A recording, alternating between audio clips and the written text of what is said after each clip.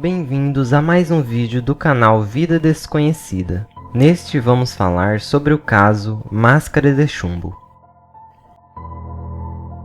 No dia 20 de agosto de 1966, num sábado, dois homens foram encontrados mortos no alto do Morro do Vintém, no bairro Santa Rosa, em Niterói, Rio de Janeiro.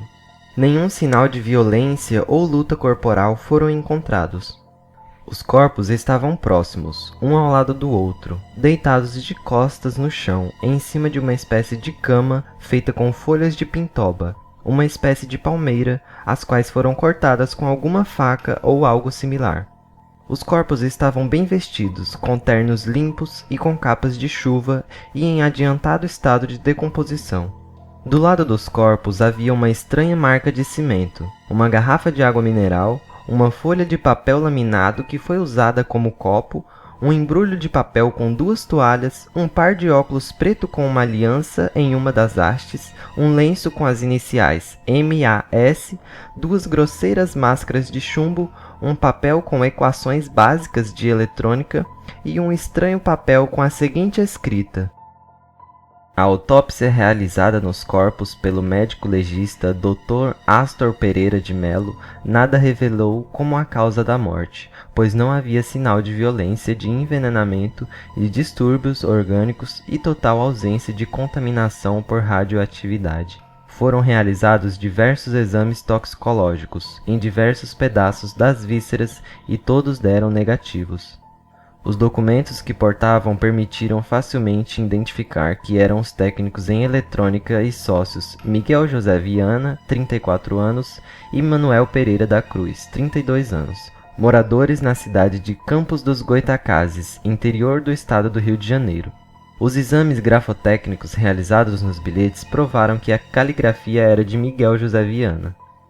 Para complicar ainda mais, na noite em que os radiotécnicos morreram, em 17 de agosto de 1966, uma quarta-feira, várias testemunhas telefonaram para a polícia para informar que haviam visto um objeto voador não identificado, no alto do Morro do Vintém, ou seja, um estranho objeto de forma arredondada e com um halo de luz intensa, sobrevoando o local onde foram encontrados os corpos. Até hoje, a polícia não soube explicar o que realmente aconteceu.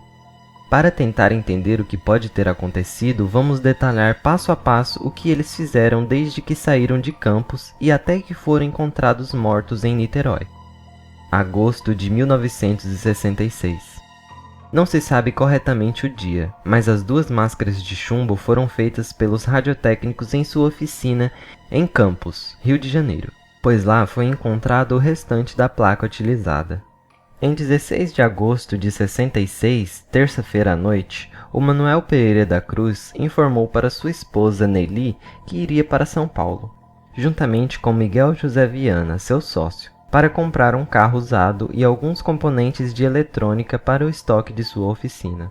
Ele embrulhou 2.300.000 cruzeiros, $1.000 aproximadamente, para levar na viagem.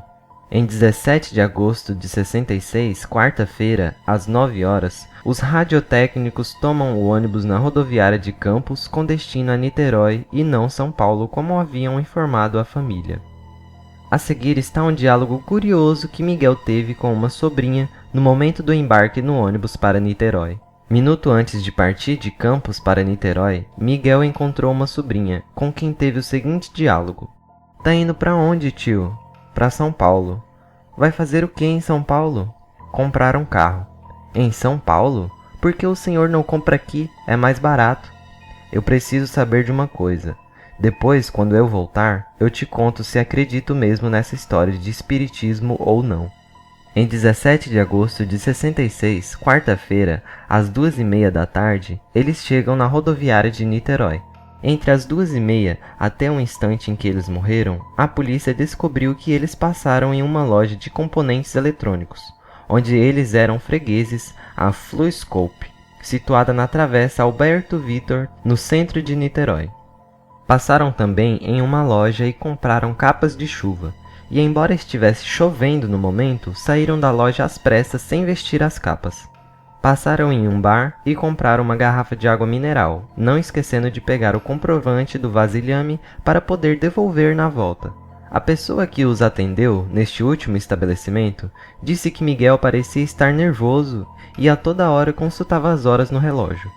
O vigia Raulino de Matos, morador no local, viu quando Manuel e Miguel chegaram ao pé do morro em um jipe, dirigido por um homem loiro, juntamente com outras 2 pessoas até hoje não identificadas. Manuel e Miguel desceram do jipe e subiram o morro a pé. Durante a investigação efetuada posteriormente, foi notado que no caminho do morro do Vintém existia um centro espírita, o qual realizava estudos e pesquisas espirituais. No entanto, não foram encontradas provas do contato de Miguel e Manuel com membros desse local. Não se sabe quem dirigiu o jipe e nem se o centro espírita havia alguma relação, mas se sabe que Miguel e Manuel foram orientados por alguém com conhecimento intelectual superior, devido aos detalhes dos procedimentos que realizariam no Morro do Vintém. Na manhã de 18 de agosto de 66, quinta-feira, um garoto de 18 anos, Paulo Cordeiro Azevedo dos Santos, que estava caçando passarinhos, viu os corpos e avisou o guarda Antônio Guerra, que servia na rádio patrulha. Posteriormente, esse guarda foi ouvido pelo delegado Venâncio Bittencourt, que comandou as investigações para saber por que demorou 2 dias para ir ao local onde foram achados os cadáveres. Admitia-se que o guarda ou outra pessoa teria revistado os cadáveres para se apropriar do dinheiro, mas nada ficou comprovado. Em 20 de agosto de 66, sábado, 2 dias depois, por volta das 18 horas, um garoto também de 18 anos, Jorge da Costa Alves, estava procurando sua pipa junto com outros meninos, quando sentiram um forte mau cheiro e localizaram os corpos. Jorge avisou a 2ª Delegacia de Polícia de Niterói. Em 21 de agosto de 66, domingo, pela manhã, a polícia, os bombeiros, jornalistas e curiosos subiram o morro para resgatar os corpos. No bolso de um foi encontrado a quantia de 157 mil cruzeiros, equivalente a 68 dólares, e no bolso do outro 4 mil, menos de 2 dólares, além dos relógios. Assim, a polícia iniciou as investigações. Um dos bilhetes e o sumiço do dinheiro reforçaram a hipótese da existência de um terceiro personagem. Também a ausência de uma faca ou objeto cortante utilizada para cortar as folhas de pintoba reforçou essa hipótese. Mas as máscaras de chumbo não combinavam com a situação e nem o estranho bilhete. A hipótese de uma terceira pessoa indicava que ela teria dirigido a pesquisa, mas não teria participado. Mais tarde, a polícia prendeu o amigo das vítimas, Elcio Correia Gomes, espírita, que introduziu os 2 radiotécnicos em estranhas e grandiosas experiências. Tempos antes, os 3 causaram uma enorme explosão na praia de Atafona, no interior do Rio de Janeiro. A explosão foi tão grande e causou um clarão enorme que a população pensou que estava ocorrendo um terremoto. Esse acidente foi objeto de investigação por parte da Marinha Brasileira. Como a polícia não encontrou provas contra o Elcio, ele acabou sendo libertado.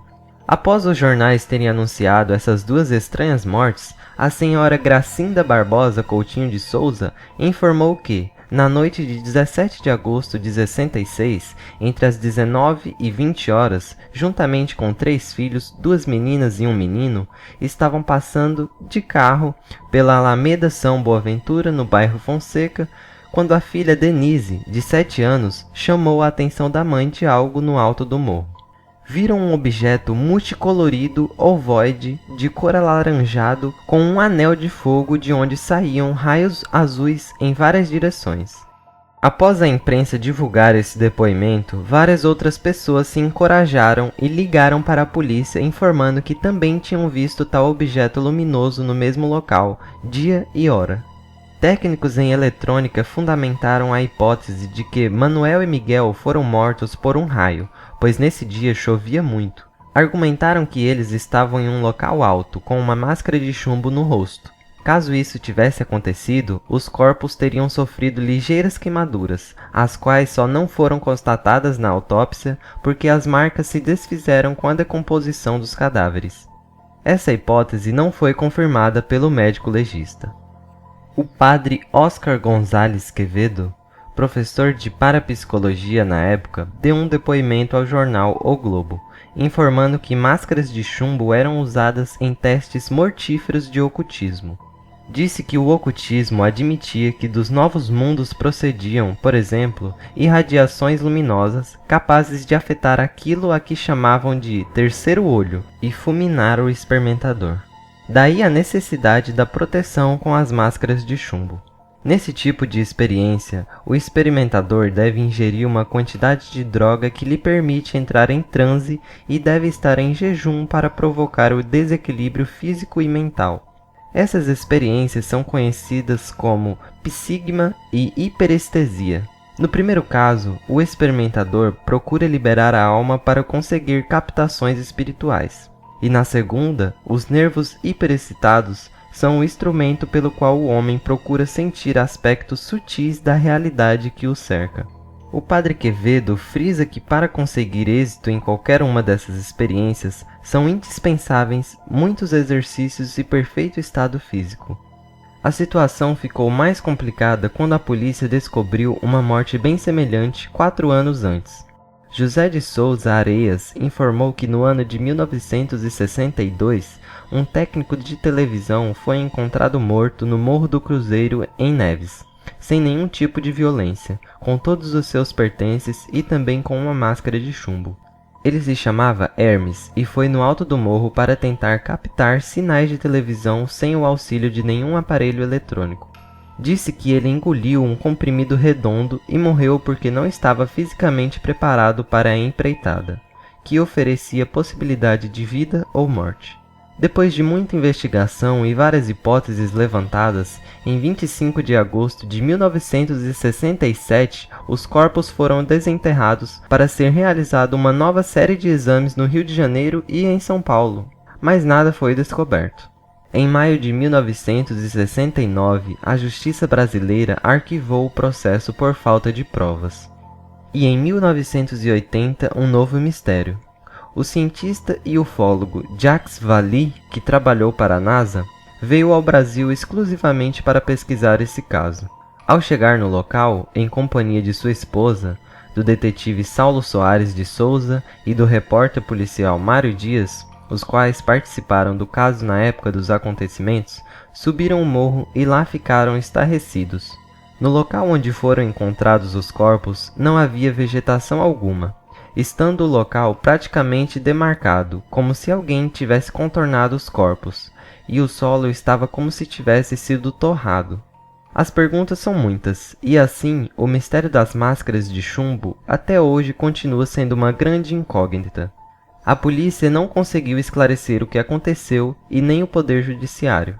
O caso foi divulgado no programa Linha Direta da Rede Globo, mostrando todos os detalhes.